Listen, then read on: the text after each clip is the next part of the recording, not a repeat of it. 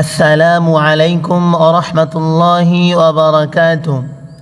প্রিয় বন্ধুরা, আজ আমি আপনাদেরকে এমন একটি দুরূদ শরীফ শিখাবো যে দুরূদ শরীফটি সকাল সন্ধ্যা পাঠ করলে ওই ব্যক্তির জন্য রাসূল করিম সাল্লাল্লাহু আলাইহি ওয়াসাল্লামের সুপারিশ ওয়াজিব হয়ে যায়।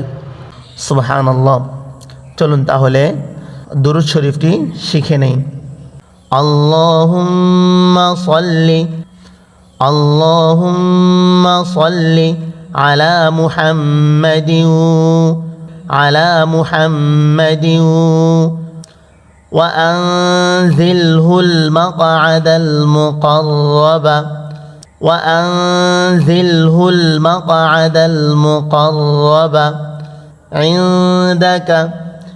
عندك يوم القيامة عندك يوم القيامة